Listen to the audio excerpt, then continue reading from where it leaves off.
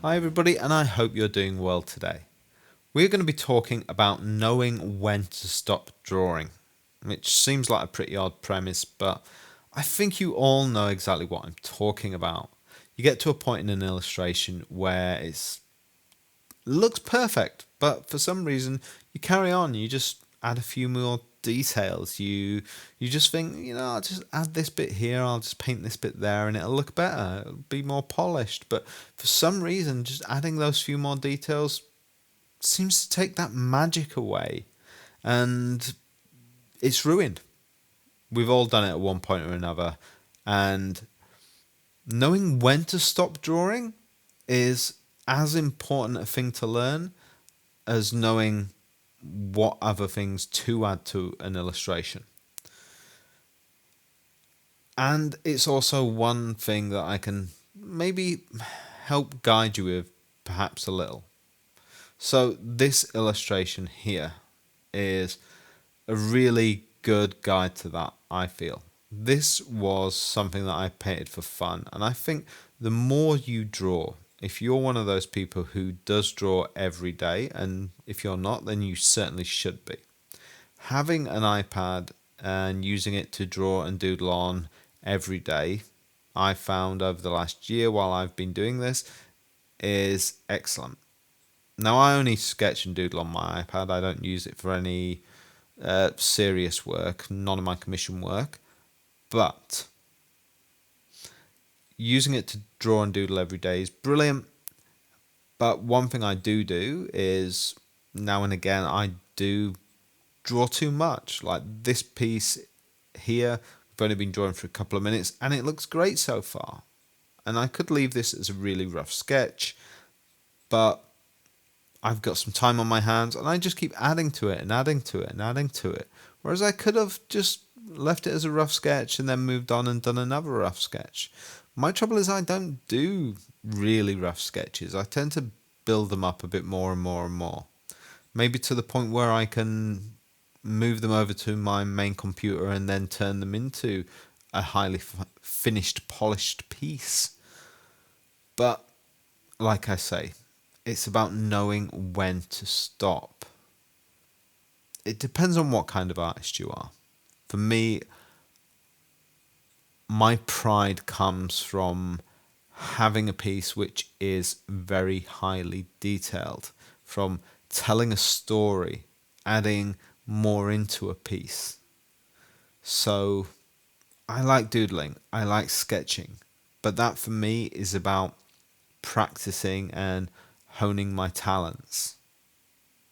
For me, my actual artwork is about the detail. So it's very easy for me to overwork a piece. It's very easy for me to continue working on something until I've gone a little too far. So for me, I have to constantly remind myself, okay, this has had enough time spent on it now. Time to stop, move away. But that's why it's good to work on a piece, stop for a day, come back and look at it another day, and then carry on. That's a very important lesson to learn, is to maybe put a piece down, give it a rest, have a break from a certain piece, work on something else.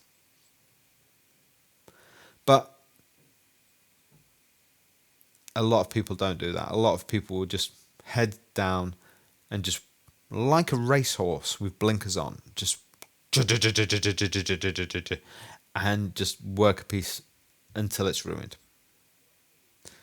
Now, this piece is already at the stage where it's a nice, little sketch right here, and I could say, right, this piece now, about the 4 minute mark, is nice. If it was just a little sketch, which it is, I'm drawing on the iPad. This is the iPad Air. I'm happy. It's a little sketch. Done. Stick a pin in it. Finished. But we're what, about a quarter of the way through this video?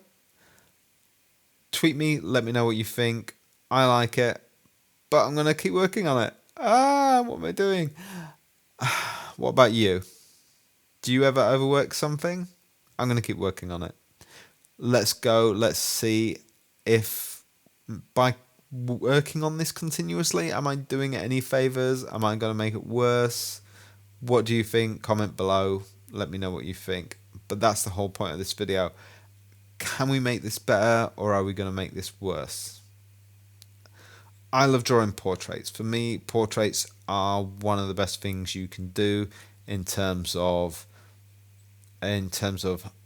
improving your skills. If you can bring a character to life, make the eyes, make the face believable, make someone's soul come to life. Now, I'm drawing this face, and this is purely from my imagination as well. I'm not using a reference image or anything like that. I've just sat down, I've got my iPad in front of me, and I'm not looking at anything. In fact, when I actually drew this, I'm doing the voiceover separately, but when I actually drew this, I was sat in bed.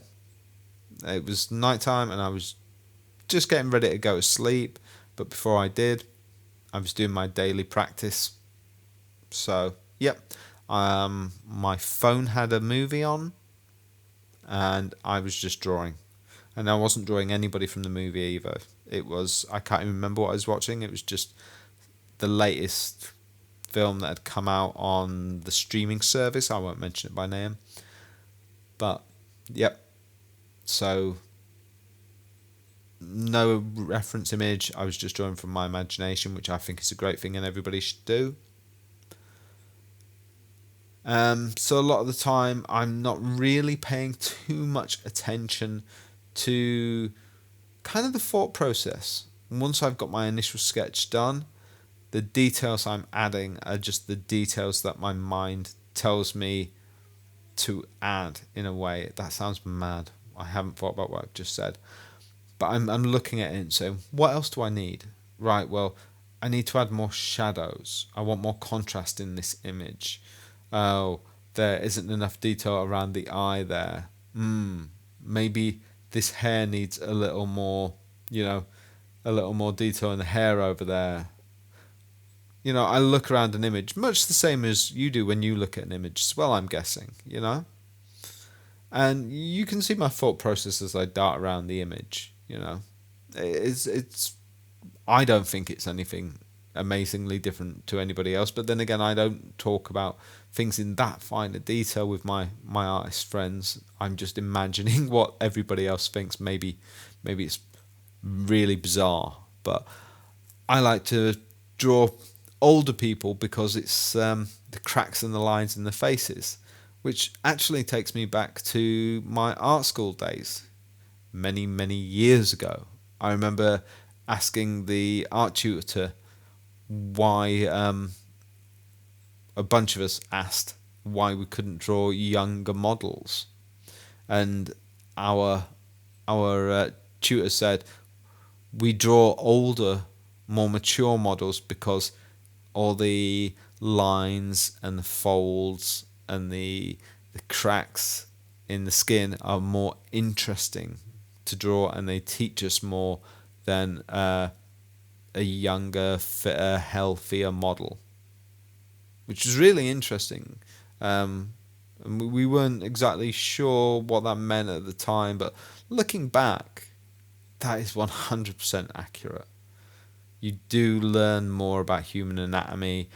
You will understand it better by drawing someone who's not so physically fit, by somebody who does carry more weight, by somebody who isn't as physically fit, somebody who has those lines, somebody who has those folds, especially with portraiture.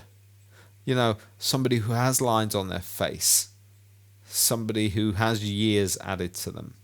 You will understand the structure of the face, the muscles, everything a lot better if you're drawing a portrait. If you're drawing a portrait with lines and age, wrinkles, everything, you'll understand that. You'll be able to draw that a lot better, rather than somebody who's got a very smooth, young face. Really strange, but there it is. So, looking at this now, you've seen that I'm just continuously adding to this, and I'm darting around the face, and I'm not really. What am I doing?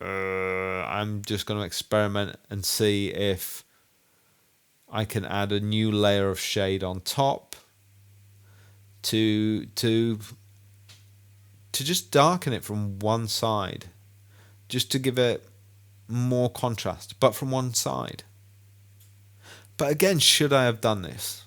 Should I have already stopped this image? Did this image already look good, or am I just taking it too far?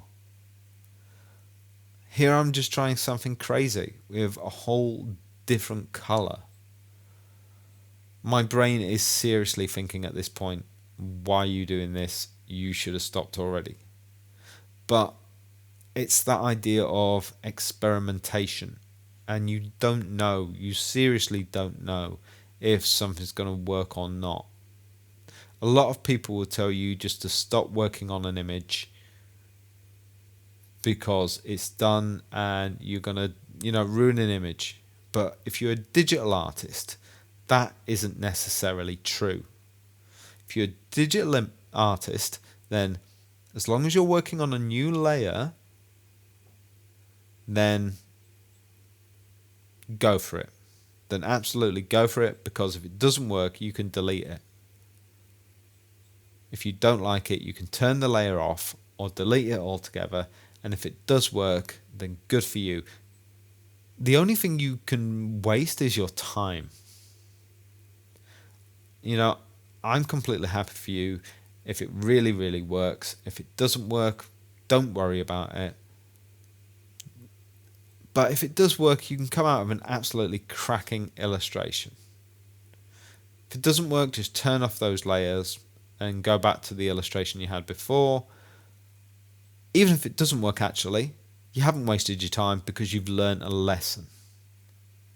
And this is really what that daily drawing is about. This is really what being an artist is about. You don't stop learning if you have a degree or if you have a master's degree. You never stop learning as an artist, which is what really annoys me. I would use the F word if I swore on this channel, and I never do. But I really hate the fact that so many of the university lecturers now get a degree, get a master's degree, and then start teaching when they have never, ever had a job in the real world. If it was up to me, I would never let somebody teach at a university if they have never had a job in the real world. I looked up my old alma mater, or whatever it's called in America, but the university I went to, and I think over 50% of their tutors rolled out of university. They were students and then became teachers. And I think that's disgusting. How can you teach when you only just finished university yourself? I think I'm highly disgusted by that fact. But yeah, it's not for me to say, really. It's my opinion, but if you've got no experience, you shouldn't be teaching. Sorry, I have to get that off my chest. Listen, I think that you need this kind of daily experience. You need to practice every day. And you're not going to stop learning. You just keep going and going and going and going and going. I've been a professional artist now for over 20 years. I still haven't learned everything. I still feel like I've never learned enough. Doing little things like this, I love, I enjoy. I still want to keep learning more. I meet new artists who are my seniors. I meet artists who are still in university, and I want to learn from those guys as well, from you guys out there. That's why I want to hear your comments in the comment section below. Everybody's opinion is valid. I really do believe that. But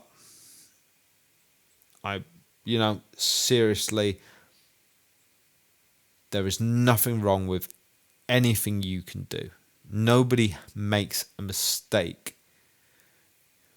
In my honest opinion, knowing when to stop drawing, if you want the answer, there is no stopping drawing. There is no perfect time to stop drawing, at least not for digital artists.